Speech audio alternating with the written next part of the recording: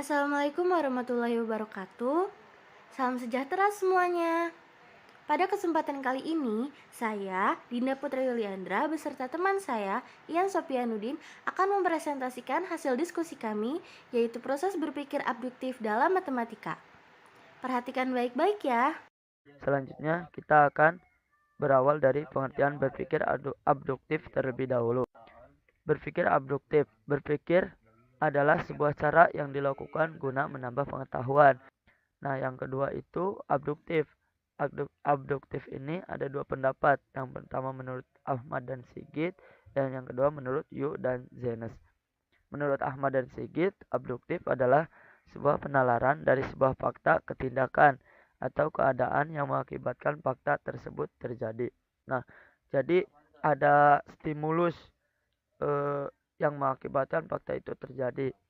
Nah, sedangkan menurut Yu dan Zenas, abduktif adalah suatu penalaran yang ditunjukkan guna memperoleh pola dalam fenomena dan menyarankan hipotesis penalaran logis dan dibagi menjadi jenis formal dan jenis informal yang berpikir kritis dan penalaran yang masuk akal.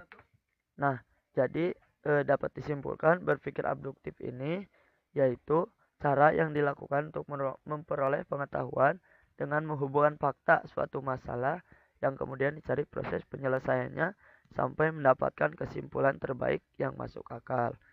Selanjutnya kita akan bahas mengenai kerangka proses berpikir matematik secara abduktif. Kerangka abduktif menurut Peirce pada dasarnya dijelaskan sebagai bentuk penyimpulan yang meliputi 3 proposisi. Di antaranya ada proposisi hukum atau rule, proposisi kasus atau case, dan yang terakhir adalah proposisi kesimpulan atau result. Maka, didapat sebuah silogisme hipotesis yang terdiri dari premis mayor, premis minor, dan sebuah kesimpulan, yang mana merupakan bentuk penyimpulan dari 3 proposisi tersebut. Dengan demikian, proses berpikir abduktif ini merupakan bentuk pemikiran yang dilandaskan pada fakta yang terjadi dan juga kasus yang ada. Nah, kasus serta fakta tersebut akan menjadi sebuah parameter bagi pemikiran dengan penalaran abduktif ini, sehingga hipotesis yang dihasilkan itu karakternya universal dan juga umum. Nah, selanjutnya kita ke ilustrasi proses berpikir abduktif dalam matematika. Nah, kita mempunyai itu premis mayor. Premis mayor itu adalah yang besar. Jika X maka Y. Nah, premis minornya X sama dengan apa? Nah, kesimpulannya itu maka Y.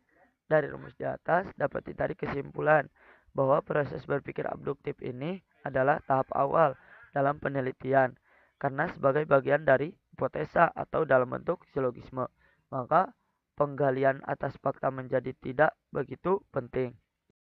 Rumus premis-premis ini biasa kita ketemui pada materi logika matematika. Misalnya ada sebuah kasus, kuda yang hidup di darat adalah kuda yang memiliki bulu. Maka dapat dimasukkan premis mayornya, jika kuda hidup di darat, maka kuda memiliki bulu. Kemudian premis minornya, X sama dengan, berarti kuda yang hidup di darat. Kesimpulannya, maka Y, berarti maka kuda memiliki bulu. Contoh keduanya, dalam bimbingan belajar online yang bernama Ruang Guru, terdapat orang yang rajin belajar dan juga pintar akan ditampilkan sedang belajar menggunakan aplikasi Ruang Guru. Dalam peristiwa ini, dampak dari penggunaan produk ditampilkan yaitu bahwa Ruang Guru membuat penggunanya menjadi rajin belajar dan juga pintar. Maka kita bisa memperoleh kesimpulan abduktif yaitu Ruang Guru adalah bimbingan belajar online yang bisa membuat penggunanya bisa belajar dimanapun. Hasilnya adalah pengguna Ruang Guru bisa menjadi rajin belajar dan juga pintar. Aturannya, karena bisa belajar dimanapun, penggunanya akan bisa mengakses aplikasi tersebut sesering mungkin sehingga bisa meningkatkan kepintaran penggunanya. Kemudian kasusnya, Ruang Guru adalah bimbingan belajar online yang bisa diakses dimanapun. Nah, kalau contoh yang pertama itu lebih dimaksudkan dalam pembelajaran logika matematika, contoh keduanya ini adalah ilustrasi proses berpikir abduktifnya dalam permasalahan umum. Sekian penjelasan dari kami berdua. Terima kasih sudah menonton sampai selesai ya. Kritik dan saran bisa dituliskan di kolom komentar. Jangan lupa like videonya dan juga subscribe channel ini. Wassalamualaikum warahmatullahi wabarakatuh.